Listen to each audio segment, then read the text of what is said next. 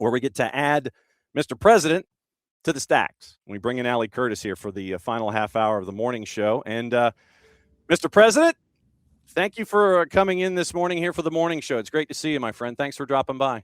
John, you can call me Ali. But thanks for having me. Very nice to be on the show this morning. There were a bunch of different things that I wanted to get into with you, and I guess first and foremost, we'll start with the four initials, the four different letters of the English language that got to pull something that you got to see grow from absolute zero. When the IFAB, when IFAB came in, and they were like, "Yeah, we like these ideas," and they now had the AGM, and they're a part of it. What was it like for you as someone who has been in Major League Soccer and seen it grow, and now you're with MLS Next Pro and seeing it grow, to see those rules that were a part of the American footprint added by IFAB? What was that like for MLS and for MLS Next Pro as organizations to see that? I'm still feeling it out. I'm still trying to, get a sense of how I feel about everything. I mean, of course, there are all the range of emotions of excitement and curiosity and just happiness. I mean, and this is good for the game, in all ways. And I think about, like, when I was a kid, I remember, my coach would tell us, if you guys get in trouble, just pass the ball back to the goalkeeper, and the goalkeeper would pick it up. You're out of trouble, and then, you're off to the races. And so, from my perspective, I've kind of experienced a lot of these things as a player first, and then kind of as a club executive, and now as a league executive, and it all kind of takes a different. And I've got a son that plays the game as well, so it's exciting because it's really difficult to have that type of impact on the sport, and not just domestically, but globally. And so we're really excited about this from an MLS Next Pro perspective. And we believe in these rules. There's so many things that the game has evolved so much over the last number of years that these rules really address some things that dynamics that have been happening on the fields that are really good for fans. They're good for coaches. They're good for players. It's just good for the sport. And so we're happy that we were able to introduce. It took a long time, but we're really excited about the progress and the rules, and we're excited to see him in the World Cup.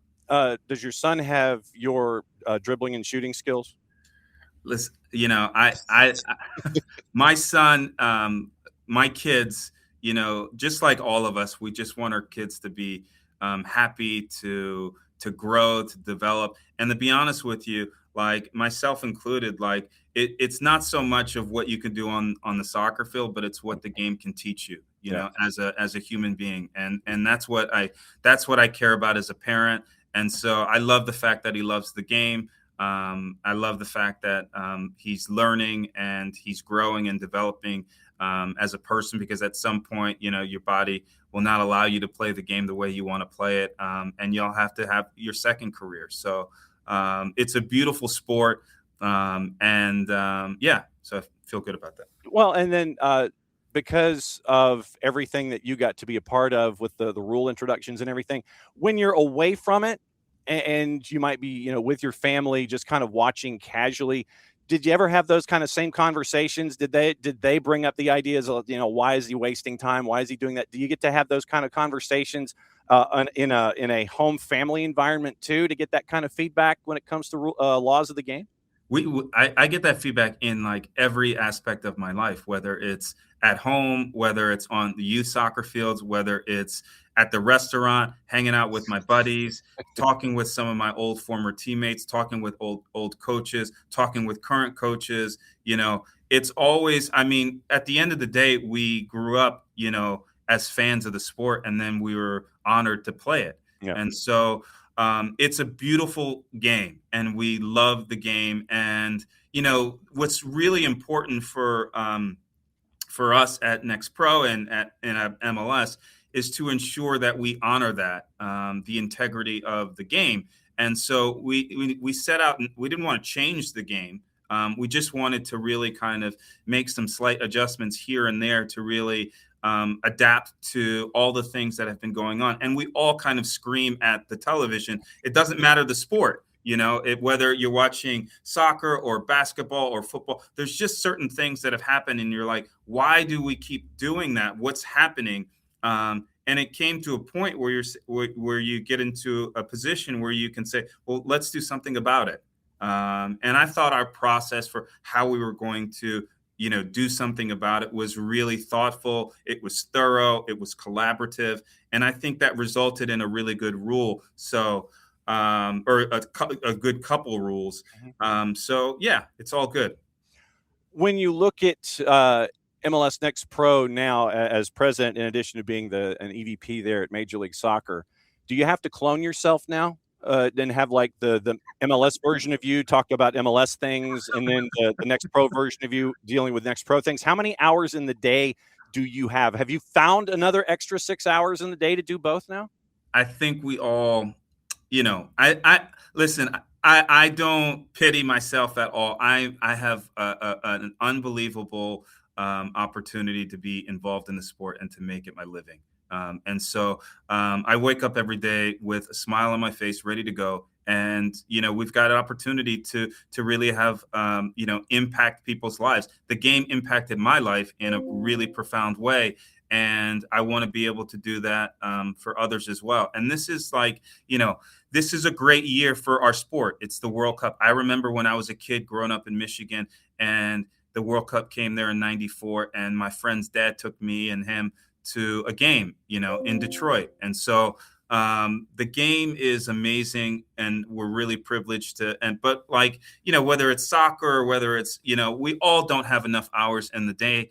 There's enough technology that if we wanted to work more than 24 hours a day, we could. But it's, I think, we are impacting the game in a really profound way. So it's really, you asked, your first question was, how does it feel? It feels special, and that's made up of a lot of different things. 100 days out, and you hadn't given me flashbacks of the Pontiac Silverdome when you mentioned Detroit. Man, that was a surface. That literally is a welcome mat on concrete. MLS Next Pro, we are privileged here at SDH to call the Atlanta United 2 games. And I think it's our 4th year of doing it, because we understand its place, MLS Next Pro's place, when it comes to the greater picture of the soccer footprint here. When you have MLS Next Pro, you're adding another independent ownership group in Connecticut United. They're now a part of this, and that has been a part of the fabric of what MLS Next Pro wanted to do to be different. Have independent ownership groups in addition to the MLS ties, and that's in Chattanooga, it's in Carolina, it's now in Connecticut. When you get to see these independent owners want to sit there and want to dive into the MLS Next Pro pool, what's it like for you as an executive to understand that reach is outside and it's not insular anymore, where outside folks want to come in to be a part of things in Next Pro? I think it's great for our sport. One of our pillars is, or one of our objectives is to grow the game, and there's only a certain amount of MLS markets and MLS clubs that you can have. So this allows us to go outside of the MLS ecosystem, because there's people that love the game that are, throughout the U.S. and Canada. And so having a team in High Point, North Carolina is incredible. Having a team in Chattanooga and Bridgeport, and then, Grand Rapids, Long Island, Jacksonville, Cleveland, and there's more markets that can support professional soccer and be part of the MLS family. So that's, all is super exciting. I was in Cincinnati over the weekend, and I got a chance to watch the FC Cincinnati 2 game versus Connecticut United. And that was their first game. Andre Swanson and Michelle were both the owners of Connecticut United were both at the game. So I watched the game with them. It was a great start to their journey and to being part of our league. So it's fantastic that we can continue to be, not just operate a league, but continue to grow the game, bring new people into our environment, and also just have new markets. So all that stuff, I think, is good for our sport, and it's coming around at the right time. As I mentioned, it's all connected to not just the game, but, we're going to have the World Cup on our soil. And you mentioned in a previous interview the idea of 50 clubs in MLS Next Pro. That was the number that stuck out to me. And I was like, hey, man, look, that would be fantastic to continue to grow the game in that manner. when you look at 50 and you look at people who knock on your door that want to be a part of things in MLS Next Pro, I know that we all want to be good stewards of the game and you want to grow MLS Next Pro. What are you looking for in those markets that knock on your door that, hey, we want to be a part of this? So when you're analyzing who wants to be included, what are you looking for in that ownership group and what they want to do in insert town here to grow the game? Yeah, so I think that well, we have ambitious plans to grow the league for several reasons. One, we live in a country that where we have tremendous amount of soccer loving folks, and we want to grow and build the game in that regard. When we think about new clubs coming into our league, one of we probably have three main ingredients in terms of that we focus on. The market is important, and you want to make sure that it's a market that can sustain professional soccer. And now that MLS has been around for the last 30 plus years, most markets can sustainably support a professional team. You want to make sure that they have a good home, and that they from a stadium perspective, that they have plans and that they're thoughtful about where they're going to play their games and where they're going to train and those types of things. So the stadium plan is a big aspect of it. And then it might just start and stop, what I would say, at ownership group, which is really a key focus, and ensuring that you're bringing the right people to the table that have the same vision and the same goals as the league. We view this as a really long-term vision and a long-term investment, and we're trying to bring folks that love the sport, that want to grow the sport, and then are going to be engaged in all the decisions of the league in a really profound way.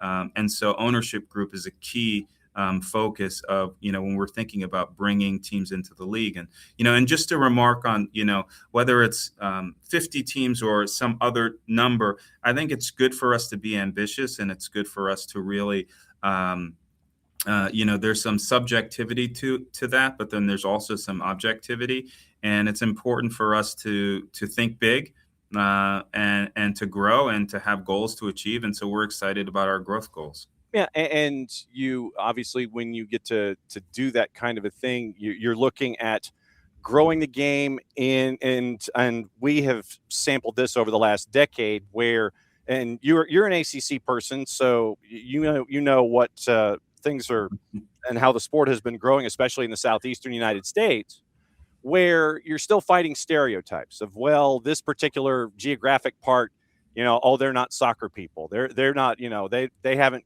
figured it out. They focus on other things. And then it seems like the rest of the country might be pleasantly surprised. It's like, oh, they are soccer people. And then you get to grow it that way. Are you still fighting any kind of stereotypes or misconceptions about growing the game, whether you're talking about Major League Soccer or MLS Next Pro, that you could just, if you could put it to bed and just sit there and go, no, that's not the case. Are you still fighting those kinds of stereotypes even to this day? I think that, listen, I think a big step in fighting some of those stereotypes are the two rules that were implemented by the IFAB, over the weekend, which is in terms of, soccer players and faking injuries and all those types of things. So I think we always find ways to, but we don't even focus on those, what I would call stereotypes. We try to focus on all the positivity. People love this sport. We love the game. And we focus on, moving forward. And so we've got a league to operate. We've got great owners. We've got tremendous players. And we just have a lot to look forward to, especially, when you think about the World Cup that's going to be here in a few months. And so, I try not to spend too much time thinking about the different stereotypes or just thinking about the past. It really, as a leader, I really try to focus on the now and what's moving forward. And so, we've got a lot in front of us, and that's where all of our attention is. So then in the now and then moving forward, probably somewhere in that office, in addition to the Herman Award that might be in there somewhere, I'm sure that there is a to-do list. And I ask this of folks in front office positions and coaches and everything. There's got to be a to-do list that you have about focusing on the now and moving forward and continuing to grow things either in MLS Next Pro or in Major League Soccer. Where is that to-do list? And it could be on, look, it could be on one of these old school legal pads like I've got, it could be on, the wire bound notebook. It could be on one of those long 6 foot by 8 foot dry erase boards that I don't see in your office that's got a bunch of squiggles and different colored lines and everything. Where is that to-do list to continue to think about the now and everything that's good about the game? And what do you think the next thing that you can sit there and check off about, okay, we've accomplished this, let's continue moving forward? Is there something on that list that you can sit there and go, yeah, I want to check this off because we've gotten this as we're focusing on the now and moving forward? Where is that list, and what do you think that next thing is? Good, really good question. I have all the things that probably you have. I've got stuff in my calendar. I've got stuff in my notebook. I have stuff on the whiteboard. So I have all those traditional ways of trying to like stay on top of stuff. Mm-hmm. And then we have other ways of trying to stay on top. We have working groups. We have committees. I've got board meetings that we need to prepare for. And those are sophisticated ways of trying to stay on top of things. We have staff meetings and team meetings, more than we should have every week. But I really think that, from my perspective, a key to success and really achieving things is having good process. And that process should always be collaborative and with good people. And we've got really good people here working at the league office, and our process is very collaborative. It's highly communicative. And as long as we can really fire and have the right process, then that sets us up for achieving things and puts us in a really good place. So we're not going to achieve everything that we want, but we, set our goals really high to get the things done that we need done. So like I mentioned, and I can't give enough credit to the people that I work with. They're amazing people, both on and off the field. How many folks are we talking about here that are a part of this collaborative process with you? Is it like 11 billion people that piece things together? How many folks are in this collaborative process to have moments like you did with IFAB over the weekend? Yeah, so that's a good question. So of course I've got, the folks that are that sit around right next to me around the table.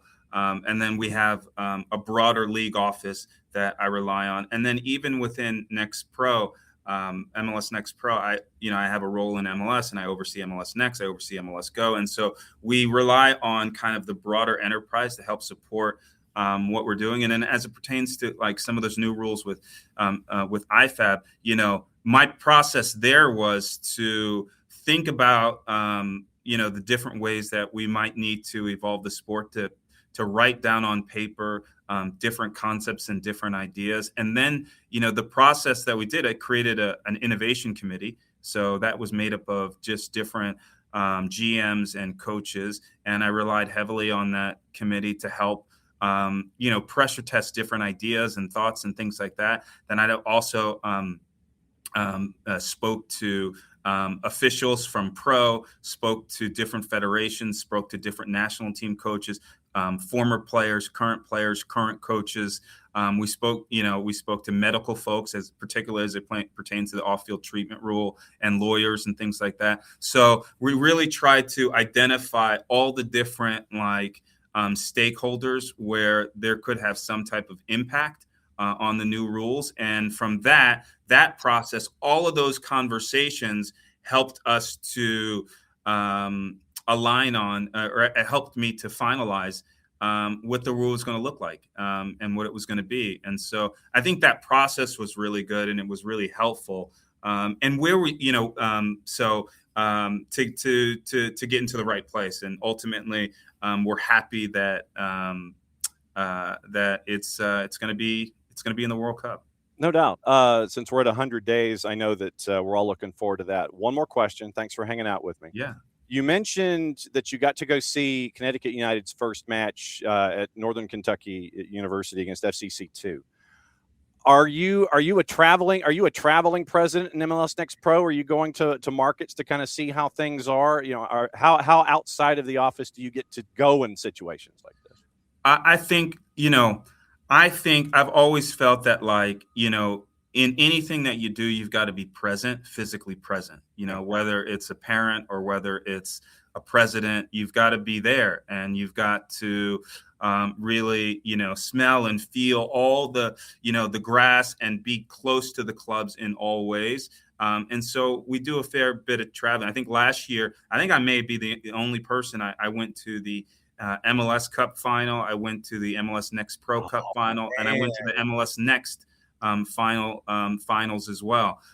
So we do a fair bit of traveling because it's just important to get to these local communities, and it's fun too because we're based here in New York City, but it's great to get to Northern Kentucky. It's great to get to Chattanooga and to North Carolina and all these different markets. And really, you get to hang out sometimes with different fans, and you see what's happening before the games. You get to watch the games a lot of times right next to some of the fans. And I think that that's really important. It allows you to stay in touch with the sport and the game. I played my entire life and I played professionally, but I don't play anymore. So it's important that you just stay close to it so that you can be the best version of yourself. And also, I'm having a lot of fun doing it. So we have exceptional owners in our league, and so it gives me an opportunity to meet with them and to talk to them in person and those types of things. And then just also, you meet the players and the coaching staff. So it's a lot of fun. Do you have your Mutiny and your Burn jerseys and your DC United jersey? Are they in frames? Remember your Duke jersey? Are they in frames? They a lot of them are. Yeah, some of them are. You're bringing back old memories now. You miss.